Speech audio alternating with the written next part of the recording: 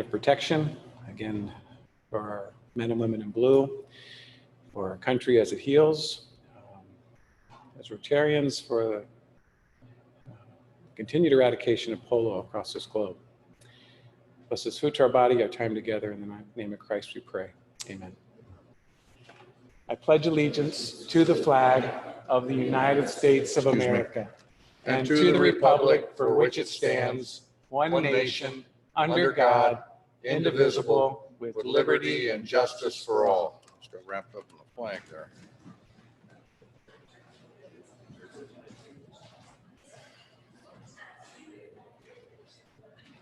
Let's see, Bob Moore, you don't have a guest, is that right? No, okay. Do we have any guests that I'm unaware of? Don't see any. So, announcements. I want to say one thing about the COVID thing. If any of you are not comfortable with the way this is laid out in here, bring it to our attention, because we've got plenty of room. We can spread things out. We want everybody to be as comfortable as possible under the circumstances we find ourselves in. So you can talk to me, you can talk to Kim, or you can talk directly to Corey, the business manager here at the club. The food drive, we had a great food drive Saturday. My comments about it was just like Lou said it would be. He said, you'd be surprised how easy this is. And it was easy because we had a lot of people involved and it all seemed to coordinate itself. I didn't have to do that much stuff coordinated. I had to do a little calling around and stuff like that. But we started at 8:30, or actually we were there a little bit before that. Mary and I put up signs and she did a great job of getting those signs. That was her design, not mine. And the signs were great. They're preserved. We can probably use them maybe again if we can alter the dates a little bit, but it's going to be a reusable thing. We raised about $1,730 and $1,930 in cash. That kind of surprised me that we raised that much cash, but if you'd like to make a contribution to that, contact Kim. One of us is going to put, McCoy's going to put in $70 to make it an even 2,000. We raised about 2,000 pounds of food, which is a pretty good deal. And, you know, a lot of people showed up from the Salvation Army. I was impressed with how many people came down there with their truck. Several people from the food box, and yeah, I thought it went really well for the first time. I don't really know of any glitches. The weather held, which was thanks for all your prayers in that regard. I'm sure that's what did it. And we just had and it was a good time of fellowship, I think, among Rotarians. So it was a great deal. And I think, unless somebody objects strongly, we'll do it again. It's something you really have to kind of get your trademark on if you're going to do it. And I think we can build on it and make it something, I don't want to say like the Pancake Day, but you know, they've gotten their imprimatur on that Pancake Day in a way that everybody knows what it is. And and it's a good project for us. You know, we don't do a lot of local projects. We were approached, I think I told you this, but we were approached by the district to give money that would go into a centralized fund, and they bragged that they could buy the food, you know, at cost and that kind of stuff. But I think it's good for Rotarians to be out in the community and be seen and be doing these things. And so I think it was real good for Rotary. Let's see, what else do we have? Oh, no, I think that's all. So Mary, do you want to introduce the program?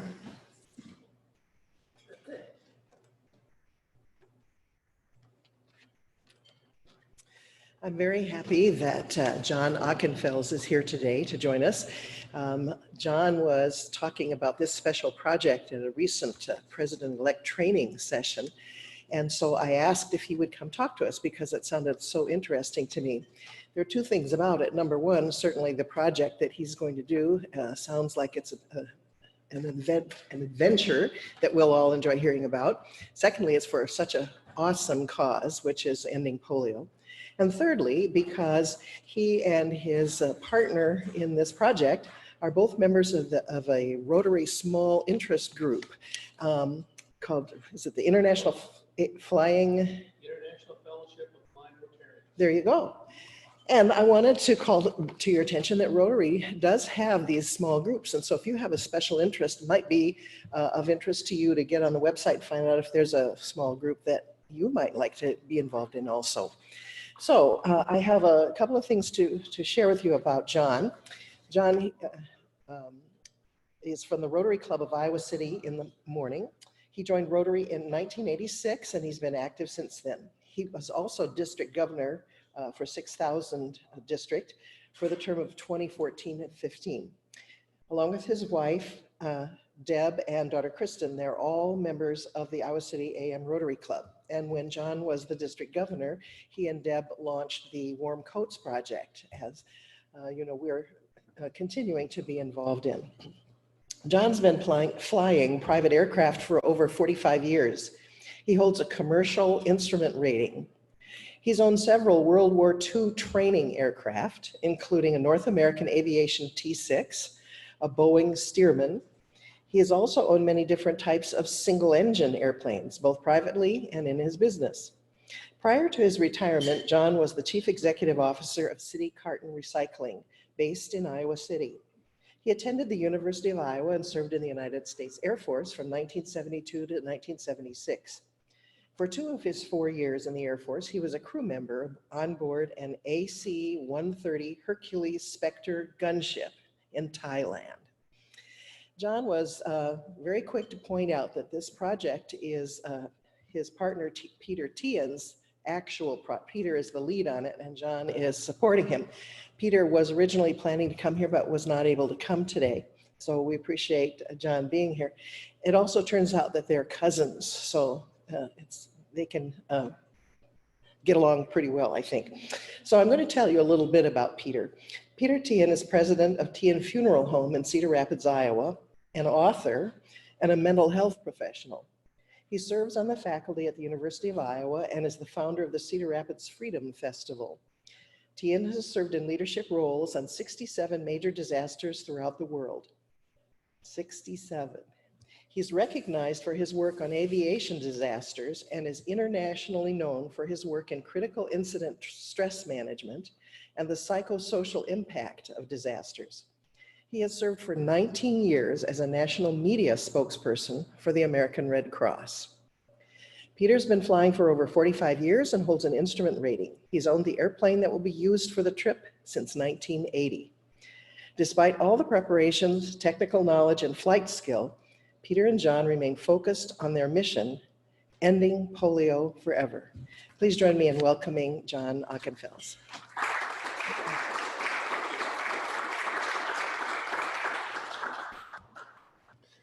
Thank you. Well, this is going to be interesting. It should be a lot of fun because we're going to try to do this and make it look like we have a clue what we're talking about. So first off, I'm going to show you this PowerPoint, and it's basically the same as what we put together last year because we don't have the current one ready, but there's some minor changes I made on this recently. And we'll come up with some more glitzy stuff here in the near future. One of the things that we learned last year was be careful how many brochures you make in advance, because 2 weeks before we killed the flight, we bought about $850 worth of brochures that all went to the recycling bin. So that's life as we know it. So anyway, flight around the world, flight to end polio. This started as a dream of Peter Tien's, and Peter decided he wanted to take his airplane and fly it around the world. And single engine, gonna do this, yeah, gonna have fun. He told his wife this, I want to take our airplane, I want to fly it around the world. And Peter tells the story the same way. And she said, just like Mom, yes, dear, that's fine. Pat him on the head, have a good day. Well, a couple months later, Peter's still talking about flying the airplane around the world. And Janet, my cousin, by the way, says, you're really serious about this, aren't you? He says, yeah, I'm going to fly. He says, no. at least not alone. Go find somebody that you can take with you that'll be safe. Well, he looked around the world, he put out a call. The only one that he even talked to was me. So he came down and we talked for a couple hours and told me about this wonderful flight idea that he had. We talked about all these other things that he's done. And at the end of this discussion, he says, well, you know, you could go with me if you want to. Now, what's any self-respecting young pilot going to do? Jump up and down and say, I'm in, put me in, coach, I'm ready to go. Well, I did that 3 weeks later. Because the first thing that comes across is when you think about this, there's a lot of things you have to think about. Not just the safety of the flight, not just about what you're about to do, but a huge amount of logistics. And one really important one, somewhere along the line, you have to tell your spouse that you want to go join this other crazy guy and get in a single engine airplane and fly across the Atlantic Ocean and then start a flight. Well, I finally did tell my spouse, but it was the morning that we had to meet Janet for my cousin for a birthday party for her mother and a couple of my aunts. And I'm sitting there in the parking lot talking to my wife, and Janet pulls in, and I realize 3 weeks ago, Peter asked me to go on this flight, and I haven't told him yes or no yet. The minute I walk in that restaurant, Janet's going to go, are you going with Peter? And my wife's going to go, what are you talking about? Well, so we had a quick 2 or 3 minute conversation. And in fact, yeah, she's very supportive. Both spouses, by the way, are very supportive of the flight. They understand what we're talking about. They understand what we're doing. So we started off, we're going to go do this flight around the world. And then we got to talking about that a little bit more, a little short time later. We're going, why waste a golden opportunity? We're both in Rotary. Let's make this a fundraiser for Rotary. And we talked about it. It took about 30 seconds to say, let's make this a fundraiser for polio eradication. So now you know the background and how we got to all this. So we'll start with that. I went to Germany last year to the international convention. I went to a fundraising program on polio. What are clubs around the world doing to support fundraising for polio eradication? At the end of that session, they queued up a few people to tell a little bit about what they're doing or what they're going to do. I got in line, and I was one of the last people in line. And I walked up, and I knew everybody at the podium. A couple past presidents, a couple local district leaders and international leaders. Anyway, and I made the statement that for years and years, we've all heard that polio is only one airplane ride away. And how much that's been driven home here recently with the COVID incidents, right? Polio, we know, is one airplane ride away. And I looked up and I started by saying, we're going to take the flight to end polio. So that's how we became the Flight to End Polio. So moving forward with that, maybe. Here we go. Well, they talk about, 7.5 billion people on Earth, 4,000 people have climbed Mount Everest, but only 500 have been in space. Okay. Well, since the beginning of flight, there's only been about 700 pilots that have flown a single engine airplane around the world. And the critical aspect of that was the word single engine. Lots and lots of people have flown jets and other things around the world. But when you fly a single engine airplane, you're very limited in where you can go and what you can do. Because once you get out over the Atlantic Ocean, as an example, you can't just land someplace for gas. So you have to plan all that. We had to modify the airplane. Out of that, so 300 of us, 300 people that have flown around the world, approximately, are still alive today. And we had planned to be part of that group. And there is a couple of international organizations that monitor all that we're working with. So this is Peter. I'm the other guy. And that's the airplane we're going to be flying. That's a 1978 Piper Lance, 300 horsepower airplane that flies at roughly 175 miles an hour, okay? Under a typical condition, it can fly for approximately 6 hours before you start looking for some place to land, because you're going to. And that means that you ran out of gas and the engine quit. So on our trip across the Atlantic Ocean, we were going to be going from St. John's, Newfoundland to the Azores. It's a 9.5-hour flight in an airplane that carries 6 hours of gas. So we put a rubber tank in the passenger compartment of this airplane to carry an extra 100 gallons of gasoline. And as it turns out, well, we tested it. We flew it back from South Carolina where we had all that done. And that's the only test flight that's had on the tank so far, but it does work. So one of the things that I used to wait to the end to do was this statement.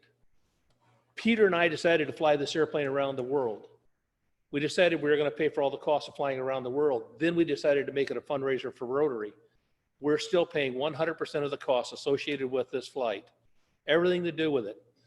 There's no question about this. We are on a fundraiser. So if it looks like I'm looking at your checkbooks, you know what I'm doing, right? We really are still on a fundraiser. And to this date, by the way, even though everything shut down a little early on us, our goal was to raise roughly $300,000 for the flight. And the reason for that was that that's going to make it $1 million by the time you add in the Gates Foundation match. Okay? So for every dollar we raise, they put in 2 more. Right now, we're somewhere around $90,000 of actual cash that we've raised or committed. So that's where we're at. We're still doing that. And we'll talk more about that a little later on. So again, all of the money that we raise, matter of fact, we ask people, don't even write the checks to us. Write the checks to the Rotary Foundation. Then we have them send you to District 6000 HEF, which is our district 501c3. They log it all, and then we mail it on to the foundation. That's the only way we can keep track to see how much money we're actually raising. And also, that way, you get the credit, okay? You get the same credit as if you wrote, well, you are writing the check directly to the foundation. That's what this is all about. So if you're working on a Paul Harris points or Paul Harris medallions or whatever, anywhere along that line, you get this credit. And that's key to us and important. So moving forward again, these are some of the places we're going to go to. And if you notice, Cedar Rapids, Iowa is right in the center of all this. That's because we're going to launch out of Cedar Rapids, Iowa, and when we do get around to this. And our first stop is going to be Bangor, Maine. Well, then it says the next stop is St. John's, Newfoundland is where it actually would be. But because of the change that we're going through now, we set the flight, delayed it till July 7th. Well, that's not going to happen because half the world's still locked down. By the way, 2 weeks before we were going to leave, we shut it down. Immediately after we canceled our flight, the world started locking down borders. We did not want to depart, even if we could have, for several reasons. Number one of which was safety. Everything we're doing is based on safety. If we can't do it safely, we're not going to do it. All of our decisions are going to be based on safety. It's going to be based on the weather. It's going to be based on the fuel. It's going to be based on the availability of good landing areas. If we can't do that, then we wait till we can. Okay? We're not in any hurry. So they're locked down. The second worst case scenario is that we get over into Italy. They're the first one to lock down. Very close for us. We could have found ourselves there with the airplane on the ground in Italy. The border's locked down. We can't go forward. We can't go back. We can't go backwards to get the airplane out. So it would still be sitting there someplace tied down on a ramp. Possibly, if we were lucky, maybe in a hangar someplace. Very expensive. So the worst case scenario is if we would have been carrying that virus around with us as we went around. That negates the whole reason for going. So we didn't. So that's it. Now, because we're changed, we're not going in July, obviously. We were going to go in September. Well, the problem with September is that by the time we get out and get going, if we're not launched out of Cedar Rapids by the middle of September, as we go around on this route that we're going to be on, by the way, I'm going to skip past the polio stuff on this slide just so we can keep going. There you go. It's only a flight away. That was our original route. And as you can see, we launch off off St. John's, Newfoundland, then head down to the middle of the Atlantic out there, the big spots, the Azores, and then Morocco. We're not going to go that route. For openers, we really aren't looking forward to a 9-hour crossing to a small island in the middle of the Atlantic. And the other reason why we put this off till the end of April next year, which is where we're at officially now. We can launch out of Bangor, Maine, and go up. See, that works. Okay, so we'll come up here into Canada, and then we'll go over into Greenland and Reykjavik, Iceland, scoot down into probably Scotland. We haven't got it all figured out, but we're in the ballpark. That's the original route. That's kind of what we're looking like for our change. So this, this line, I went back too far, didn't I? There we go. This orange line is a new projected route, and it's strictly a draft at this point. We don't even know what the towns are yet, other than going through. There's only a couple places we go in Greenland and Iceland. But the longest overwater stretch here is 5.5 hours. And with that, we're still going to leave the portable gas tank in the airplane. We're going to use it, but we don't have to put 100 gallons in it, maybe 25 or 30. Which is a couple hours of flying time. We've got almost 6 hours of range without that, okay? But we still want to have the safety factors. We're not going to launch without it. So we wanted to get to Portugal because we have a couple of clubs there who were very interested in meeting us on the last trip. And we were going to be in the Azores and not in the Portugal mainland. Well, this time we're going to go, eventually end up in Portugal, on over to Milan, Italy, and then down to Greece, and from there on, like we did before, pretty much of a normal route. Normal route, huh? Well, the normal route out of Greece is gonna, let's see if I can figure this out.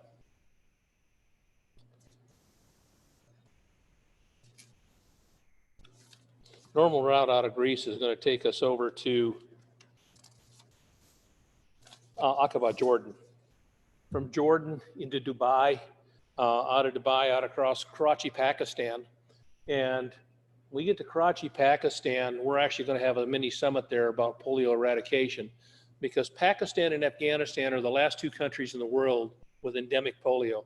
Matter of fact, this week I think they're declaring Nigeria now as polio free. They've been over 3.5 years without a case, and it's paperwork, it takes a while to go through. But it's either just happening or it will happen probably this week during the convention.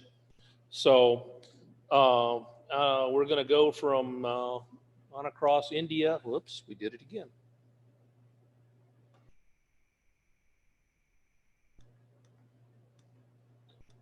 I don't know what we got into here, but I'm going the wrong direction. There we go. Okay, we're going to go on across India. And we're going to stop at Nagpur. And by the way, when I say we're going to stop, we're spending a few days in each one of these stops. We're not in a hurry. We're not racing around the world. We're going to stop. We're going to meet with Rotary clubs. We're going to talk to Rotarians. We're going to continue to fundraise.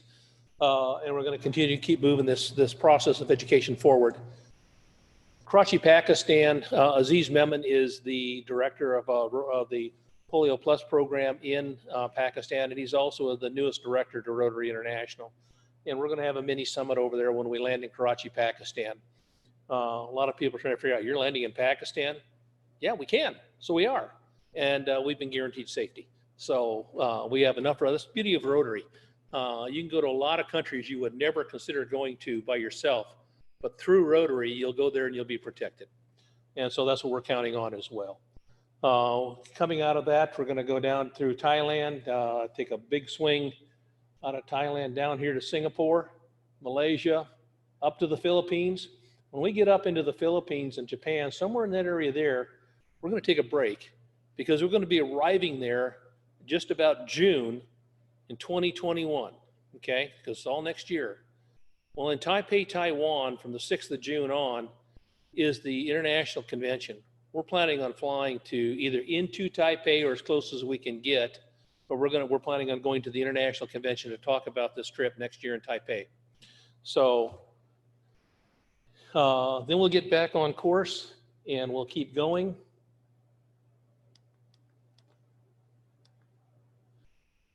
Okay, we're going to go on up into Japan. Out of Japan, we'll go into Russia. We'll make 3 stops in Russia. It'll take us 8 days to go, or 9 days to go through Russia. Our last stop in Russia is going to be in Anadyr, Russia, which is the extreme northeast tip of Russia, Siberia. The reason that we had to leave by September of this year is that by the time we got around to Russia, the temperature in Siberia, which is where we will literally be somewhere between freezing and well below zero. Okay.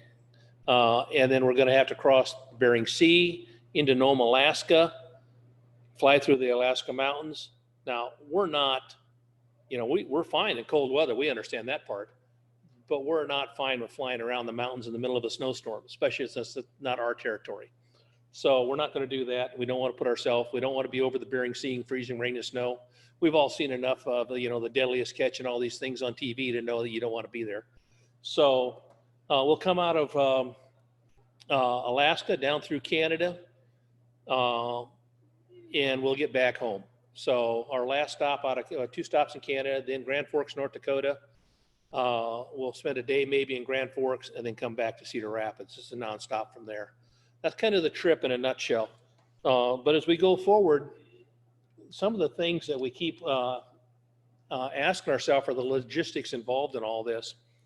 And so we just threw some of this stuff up here, and I'll run down it real quick. Handlers. Well, handlers are the agents that we hire to handle all the local paperwork and the local groups and the rules. Every country's got their own rules for what you have to do. For one thing, we had to learn the international language of aviation, because by convention, there is one language spoken for aviation worldwide at every international airport. Fortunately for us, it happens to be English. So we're landing at international airports by rule for every time we go to these countries, because we have to clear customs just like everybody else. Okay, we have to get in and get out. So the handlers are the ones that set this up. They make sure we have the gas available that we need when we get there, and that's a major issue, because most of these airports we go into don't supply gas on a regular basis. We actually have to order it in and prepay for it in some cases. And like Russia, we actually we had gas waiting for us in Russia right now because we ordered it last year. So the route selection is just, we set it up by the weather. What are the winds? What are the prevailing westerlies and all this stuff? Same scenario now. We're setting it up when we go north, because we're going to cross the North Atlantic. It's going to be safe to cross the North Atlantic in the end of April versus the middle of March. The weather is that much different. There's freezing fog that you fly through in the wintertime up there. We don't have that. Mapping, same scenario. How do we get from point A to point B? Flight planning is happening with Collins Aerospace in Cedar Rapids. They're helping us with that until they just shut down that division as part of their reorganization that they just went through with their new acquisition. It's been moved out to New Jersey, I think, and they're not supporting it anymore. So we have to get somebody else. Survival raft. Well, you're going across a lot of water. You have to have a raft. We have a 5-man survival raft in my possession in my storage locker. And that raft weighs 32 pounds, and it packs up into a package literally 16 inches square. And if we need it, Collins is supplying that for us. They own a company that builds those. And so we guaranteed that our promise is to bring that back to them unused. So, and if we have to use it, we're happy to bring it back anyway. So fuel, we talked about that. Visas and permits. We have to get visas for about 7 of these countries that we go into. Bangladesh is one we had to get visas for. India, Russia. Russia was an absolute zoo. Took us almost 2.5 months to get the visas to Russia. One agency's really, really nitpicky, and the other agency just kind of laissez-faire, whatever. And unfortunately, they have to blend those, and a third agency decides what happens. And it takes forever. So landing fees, that's a really big issue, because in the United States, in aviation, we pay our landing fees through fuel taxes and other taxes that we pay on a regular basis. Every time you buy a ticket on a commercial airline, 10% of that ticket goes to support the aviation system in the United States. We pay those same fees on, like I said, on fuel and on maintenance and on other things on the private side as well. And so that's how the controllers are paid. In countries where they don't have general aviation, they don't have that. So in some cases, it's costing us anywhere from $600 to $800 every time the wheels touch the ground when we land in those countries. The worst one is Japan, where they're charging us $2,800 every time we land. And we have to make 3 landings in Japan. So the last one's kind of a joke, because we're taking off out of Kobe and we were just going to fly straight north to Russia. And they said, oh, no, you can't do that. You have to fly to the last airport on the northern edge of Japan, and you must land at that airport and clear exit customs. And of course, we're asking stupid questions like, when we leave Kobe, where there's customs, why can't we just clear there? Well, the obvious answer is because then we can't get your $2,800 to land again. So, yeah. And Japan is also noted for being the strictest country out there, for being really nitpicky about everything. If they inspect your airplane, if they find something they don't like, you stay there until it's fixed. So there's lots of issues like that. There's games, and there's other countries that just don't care. You know, they don't care if you come through there with a parachute on it or with a motor on it. Have a good day. So anyway, moving forward, communications, English. Aircraft maintenance and repairs. We're going to have to change oil twice on this trip. We're going to have to do a couple of quick inspections to make sure everything's okay. And we have that set up in Greece and also in the Philippines, where we'll be taking the airplane in while we go see this to the tours or whatever. Change the oil. Survival suits. That's one up there in that chair up front. And they used to be called Gumby suits or immersion suits. And the reason for those is that if you go down in the water, by the way, 80% of our flight is over water. If you go down in the water, you have a very short lifetime if you're not wearing something to protect you from the temperature. Even in the Mediterranean, you're good for a few hours, but you can't stay immersed even in 80-degree water for very long, meaning a few hours, and your body will succumb to that temperature. If you're in the Atlantic Ocean, the water is much colder. You might have a half hour. With these suits, you can float around in an ice floe for 4 or 5 hours, no problem. Okay. The problem is we have to put those suits on before we get in the airplane, because there is no social distancing inside the cockpit of a small airplane. Literally, I'm sitting there wearing that suit. Peter's in the chair next to you, the seat next to me, whichever one of us is flying, and we're literally almost touching shoulders. We can't move because our legs are down underneath an instrument panel. And so you're buckled in and you're there. The only thing we can really do is unzip the thing and let it breathe a little bit. But we're in that for the duration. They're important. You see radios and locator beacons. We have lots of radio instrumentation in the airplane, including a long range radio that we added to the airplane. We have a satellite phone that we now own that's actually better than any long range radio. But we can communicate with the controllers through all that, even out in the middle of the ocean, okay, with the satellite phone. With the long-range communication, there's a stretch for a few hundred miles out there where kind of no man's land, you might or might not get somebody. So we've also going to have locator beacons. There's a locator beacon in the airplane, okay, that if there's an incident, it goes off. There's a locator beacon built into the raft that I was talking about. So as soon as we inflate that raft, it starts sending out a signal to a satellite. Here's where they are. Come get them. Expedite, please. And then we're also going to be wearing, of all things, personal locator beacons, which are 2 inches square by about a ½ inch thick. And they have the same power as the ones that are in the raft. They just don't last as long. But the reason for that is that if we go down someplace, whether it's on land or in the ocean or wherever, we might get separated. People can come and find the airplane, but if we're not with the airplane, they won't find us. With the personal locator beacons, they're on us all the time. And so they'll find us even if we're hurt under a tree or whatever. So that's we took that into very serious consideration. We're going to be staying at hotels, just like any tourist, okay? Like I said, we're going to be meeting with Rotarians, or we're meeting with people just in general. We are going to be doing the tourist thing in addition to everything else. And we're going to eat whatever feels good at the time, hopefully safe. So believe it or not, all we do for the airplane is tie it down on a ramp. Most airports are secure. In some areas, if we're offered a hangar, we'll definitely put it in a hangar, but that won't be an option in most airports we go to. And airplanes are just fine sitting out on the ramps. Most, especially in the bigger cities, an awful lot of airplanes live their entire life tied down to a sheet of concrete year round. Not good on them, but you know, if you don't have a hangar, that's what you have to do. Looks familiar. That's our fuel bladder. That's the extra portable bladder we were talking about earlier. And that bladder is made to hold 160 gallons of gasoline. Doesn't look that big though, does it? So If we were to, we actually took it out. I had another picture in there, but that thing fills the inside of the back compartment of the airplane, almost to the roof. That's three feet deep. Now, spirit of adventure, what can you do? Join us, follow us. You can go to flightandpolio.com. You can go on FlightAware, which is just an app, and you can track us by our tail number, you'll find on Flight to End Polio. It's also going to be on Facebook as well on Flight to End Polio. Help us tell our story.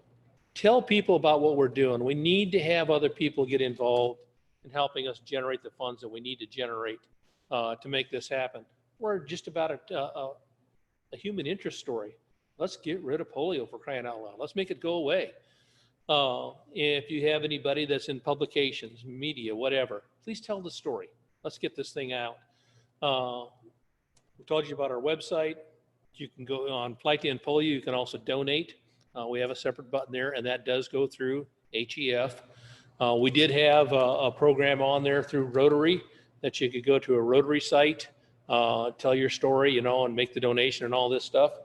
And that was way too cumbersome. We quit using it, and effective next week, Rotary shutting it down anyway for the same reason. It's not a very good platform. So we're not going with it. So that's it. Around the world, Flight to End Polio, Facebook, internet. Any questions? So that's all I'm going to tell you today. Go ahead. Actually, believe it or not, we've got that covered. And there's actually specific bags that have a gel compound in them. And we also understand the concept of not drinking a lot before we take off. But the caveat to that is you have to drink enough that you don't get dehydrated. Because if you get dehydrated in the air, you start making stupid decisions. And it does affect you. It's a legitimate issue. Anything else? Tell us a little bit about the navigation aspect of this. Good. One of the greatest things to come around in the last 20 years is GPS. And when I started flying, everything was done with local radios and ground-based antennas and ground-based transmitters. And if you got more than 80 miles away from one of those, you had nothing. And when people were crossing the Atlantic Ocean or any of the oceans, they basically did it on a compass steer. They just took a compass heading and flew. And if they had long-range navigation, the big aircraft and all that, they could pick that stuff up. And that was also why they had to have long-range HF radios, so they could talk to the controllers and find out where they're at and what's going on. With GPS, everything we need, we have in the airplane. We've got 5 different GPS navigation systems in the airplane. They're all backups to backups. And as long as the GPS system is working, and if that fails, we still have typical compasses and everything else. We could lose all of the power on the airplane, and 2 of our GPS systems have got battery backups that are good for about 2 hours a piece, 2.5, 3 hours a piece. We're still pilots. We still know how to point the airplane in a direction and follow a compass. Okay, that's basic. That takes no power whatsoever. Best thing we got is an iPad. We've got I've got a panel on my airplane that if I totaled it all up, there's $40-some thousand worth of instrumentation that was put in there in the last 10 years. And I fly around with a mini iPad, because that mini iPad, working off the systems we have here in the United States, GPS, has every navigation and approach in the United States. It shows me real time where I'm at, where I'm going, and it's reading out my ground speeds, my air speeds, just showing me weather reports. It's actually showing me real time weather from if I'm flying into rain or clouds or storms or whatever. It's all there on that mini iPad. And with that, I could take off out of Iowa City or Cedar Rapids and fly to Chicago and never see the ground, and land at an airport in Chicago and never see the ground until I'm 200 feet above it. Okay, all on an iPad. They're the greatest thing going right now. And yet that iPad costs $400 to buy the iPad and $200 a year for the subscription for all that information. versus $40,000 worth of other stuff. So we'll fly this entire flight below 12,000 feet because we're non-pressurized. And we also do not have a turbocharger. So one of the things about airplanes and cars or any gasoline-powered engine is that the higher you go in elevation, the less oxygen you have in the air. That's why when people climb mountains, they have to wear oxygen tanks. So when we get up around 10,000 feet, you really start losing power and performance. We, by law, cannot fly higher than 12,500 feet without wearing oxygen or being pressurized. Okay, so we're not pressurized. And since we also do not have a turbocharger on the engine, we can't fly over 13,000 feet anyway, because without the turbocharger, the engine quits producing power. Now, I've got a Cessna 182, a smaller air, 4-passenger, his is 6, and I can fly to 25,000 feet in that airplane because I've got built-in oxygen system, still not pressurized, but I have a big oxygen tank and a turbocharger on the engine. So we can go up, go around rainstorms and all that kind of stuff, and then come back down again. But in this airplane we're taking, we're limited to 12,500 feet, and the whole flight, we can do everything we're going to do on our route at no higher than 6,000 feet if we have to. So we'll be missing all the mountains and all the hills. Anything else? So thank you for your time. I appreciate it. Follow us.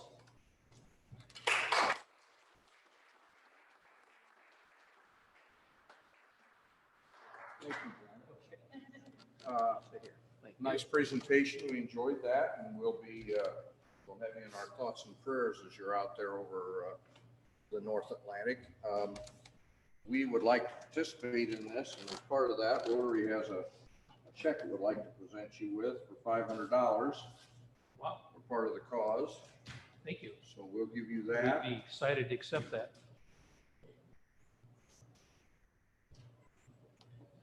And thanks for the program. And good luck. Yeah, appreciate it. Thank Yes, you. sir. That's the check. That's the real stuff. This one works. Thank you. Thank you. Thank you. Okay, so next week, we're going to hear from Steve Dakin, our district governor, as everybody knows. He's going to talk on some Rotary stuff and 6,000, District 6,000 stuff. We're going to have the changing of the guard. He's also going to talk to us about, if you've heard of these Sukup safety homes. He's involved in those. Do you have the 4-way test for me? Does anybody? Oh, okay. Anyway, but before I do that, let me. Did you hear about the pirate that was sailing along on a pirate ship, and pretty soon the bosun's mate came to him, said the guy up in the crow's nest said there's a British frigate bearing down on us, and it's loaded for bear. And he goes, well, if we're going to get into it with those guys, bring me my red shirt. I don't like to wear a white shirt because when we get into these skirmishes, I don't like my men to see that I've been nicked by a sword and I'm bleeding. So bring me the red shirt. I'll wear the red shirt into battle. Pretty soon, a little while later, it came down from the crow's nest that there are 30 British frigates. They've got us surrounded. They're closing in on us. And he goes, maybe you better bring me my brown pants. I'm sorry. Okay, let's do the 4-way test. Of the things we think, say, or do, first, is it the truth? Second, is it fair to all concerned? Third, will it build goodwill and better friendships? And fourth, will it be beneficial to all concerned? We are adjourned.